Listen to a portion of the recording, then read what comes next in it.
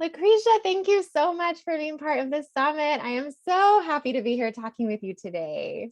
It's an honor to be here. I'm really excited too. I'm so happy. Well, let me just give a little background on you, and then we're going to just dive into this topic about owning your story. I think this is going to be just like a really powerful conversation. I can't wait to get into this with you. Um, so LaCresia is a native Illinoisan, and she's passionate about helping women own their stories. Through her upstart community 180, she creates safe spaces for women to share their life experiences. She passionately believes that when we share our stories of triumph, pain, and victory, countless lives are changed and transformed. And I just cannot agree more with your mission and the beautiful work that you do in the world. I just think it's so important. And I'm really excited to dive into this topic because, as we were just chatting about before we hit record, like I think especially as women, sometimes owning our stories, owning our voices can feel uncomfortable or scary, but it's like so powerful. So do you want to just talk a little bit? You could even talk about kind of how you came to this mission. Like why do you think it's so important for women to, to own our stories and our lived experiences? It's funny, Dallas. Growing up as a female, I believe in different parts of the world, society, culture, even the church, women have experienced being muted or Mm. given very limited space to be verbal. And I remember, like, for myself, I have lived out a lot of trauma. And I felt as I processed those experiences, I realized that I actually had a choice and I had a voice. And I began to actually honor myself, my experiences, and actually being able to verbalize what I wanted, what I didn't want, and what I would allow in my life and what I was not going to allow. And so that became very important to me to kind of adopt this mission to empower other women to own their journey, honor their voice, and be more verbal about their experiences.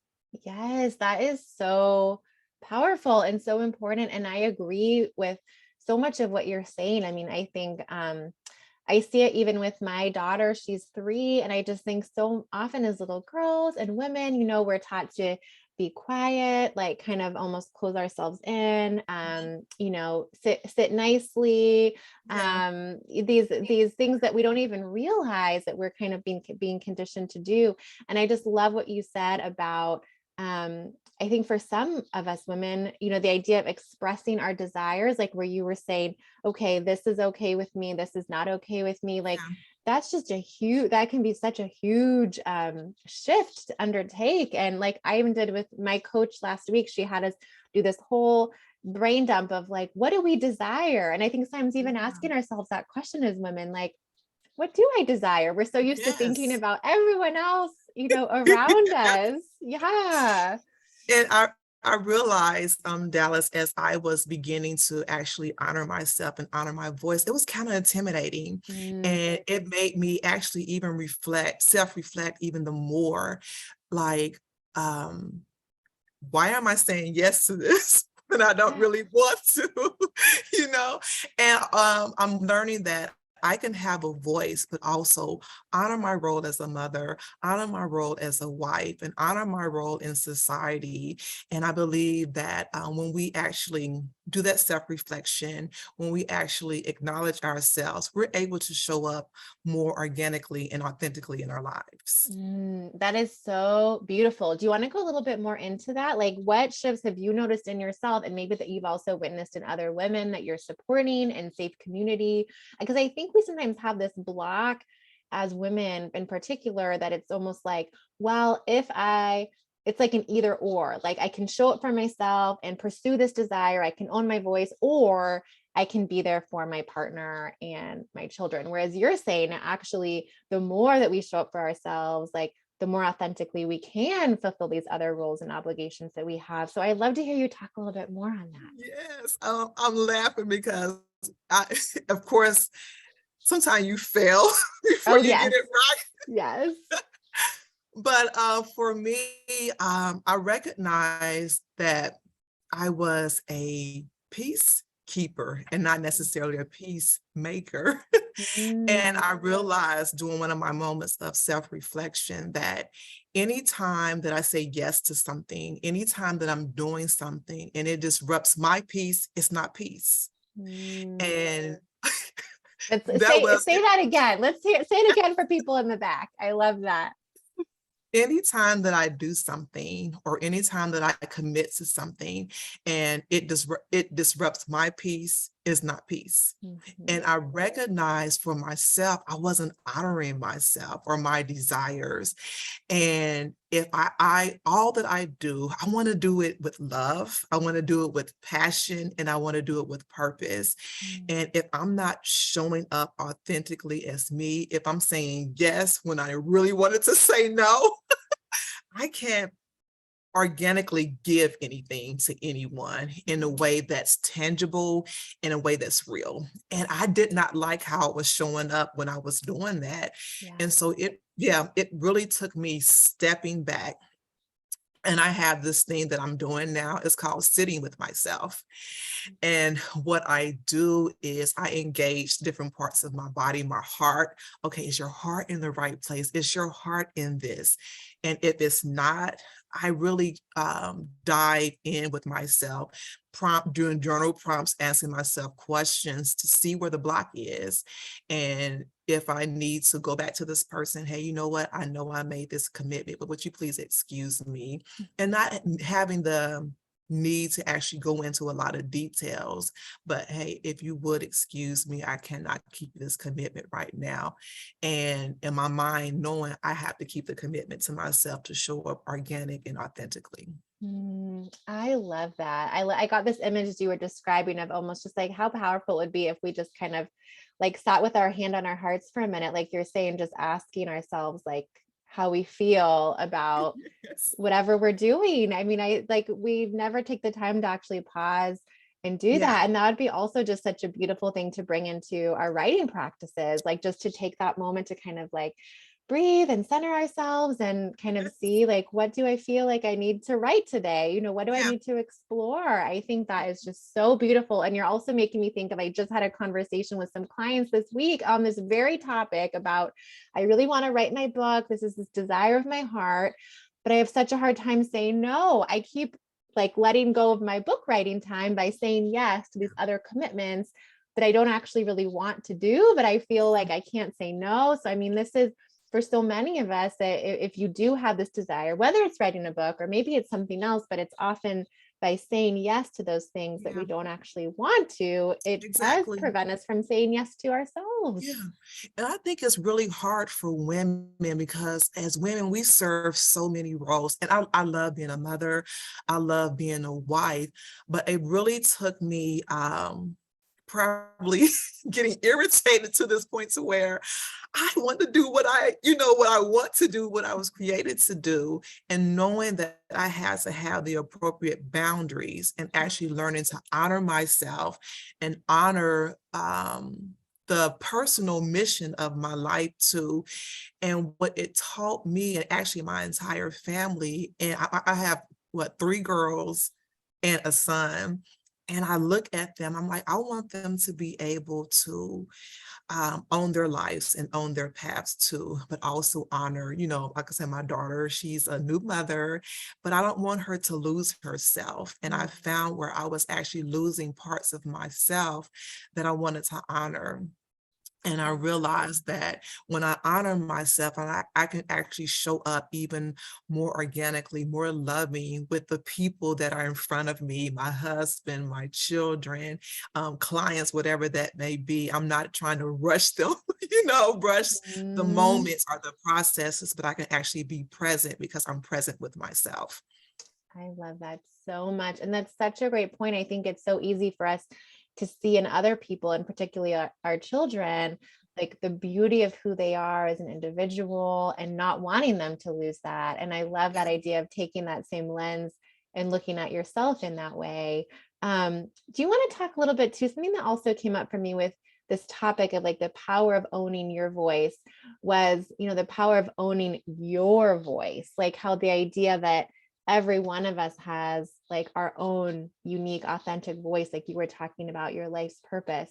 Is there anything that you've learned there that has come up for you there as you've stepped more into this work with this idea of, not trying to be anyone else, but just really embracing like your own unique voice? It's funny, we hear a lot of talk about being authentic and being organic. And what I'm learning is we all coexist together. Mm-hmm. And I'm learning that as I honor myself, I can actually honor the voice of someone else. And even if their story is similar, they're telling it through the vein of their own experiences. And that makes it organic. It makes it authentic because it's their lived experience. And when we come together, like in community, just like this, we're able to glean different perspectives and different avenues, which releases actually health and healing to other people. And I love the fact that one of my mantras is, time does heal all wound, but actually wisdom does too, Mm-hmm. because when you know better, you do better. And I believe that we can glean different tools and strategies from other people when we actually listen to them.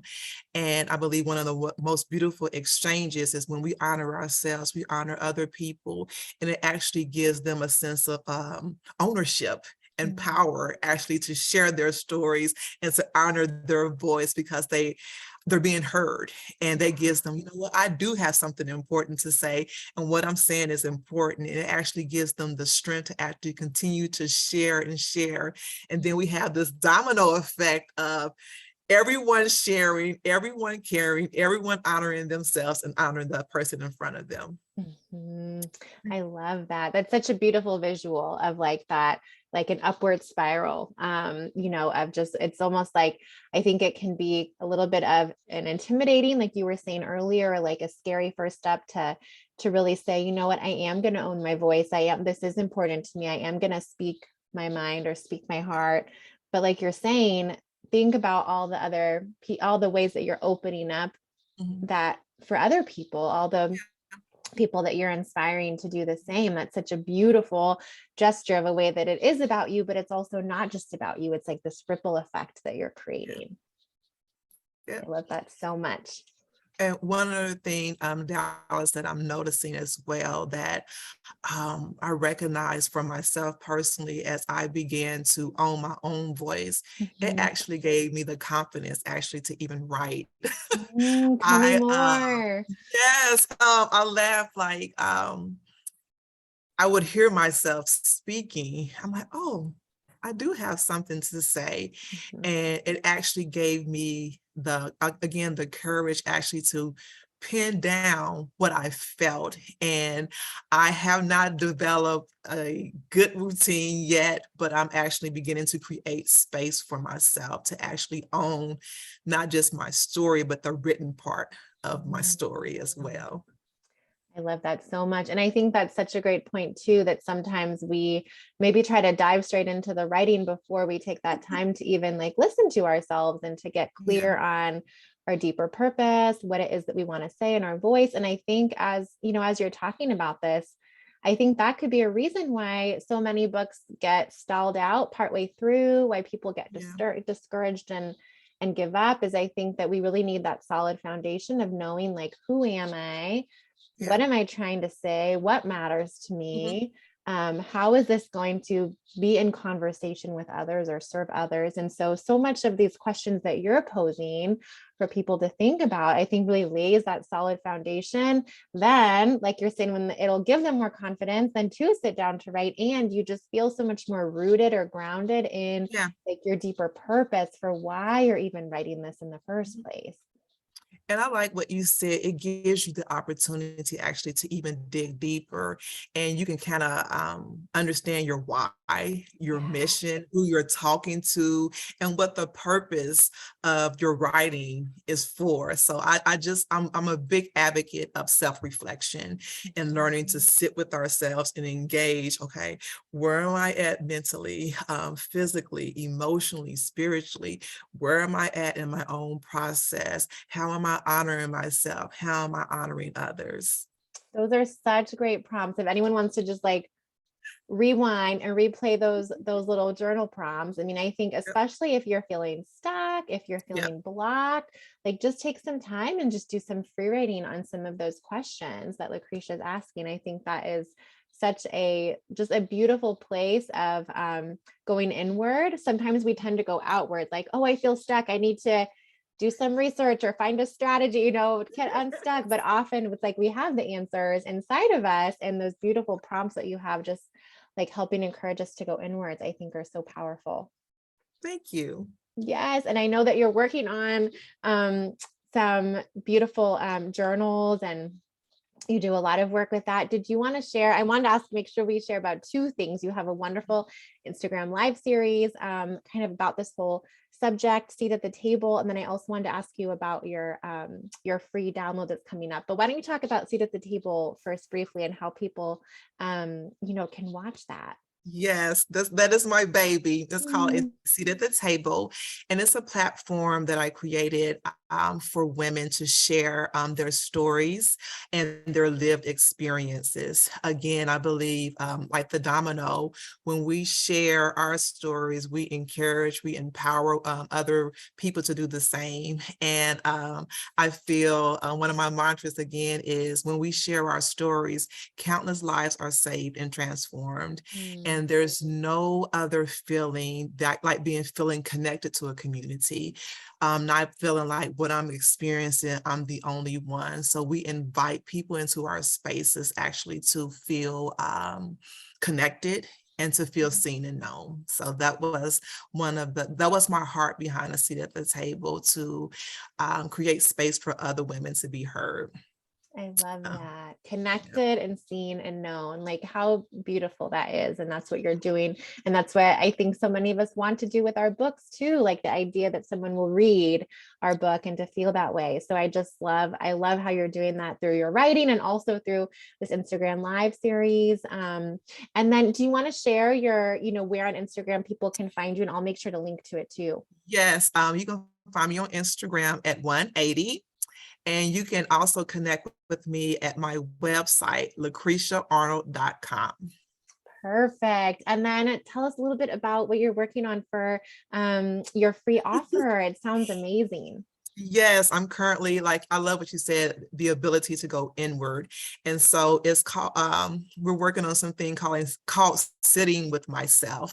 And it's journal prompts for us to go inwards, again, engage where we are physically, mentally, emotionally, where we're feeling stuck, asking these questions and journaling about those, but so we can move forward and Yes. just again show up our authentic and organically in our lives. So be on the lookout for those. I'm really excited about it. Sounds amazing. What a beautiful resource, and just a way for people, I think, through doing those journal prompts. Like it's just so beautiful. Everything that you do, I feel like really just kind of walks out this mission. Like we talked this whole time about owning our voices, and your journal prompts like help people to do that. Seat at the table gives people like a power to own their voice. And I just so many gems and just like beautiful. I think that people could just replay our conversation and take out these little mantras and affirmations to write down and put it on your computer screen so you can see that every day. It's just been just so such a source of light just talking with you. So thank you so much for taking the Thank time to be you. part of the summit.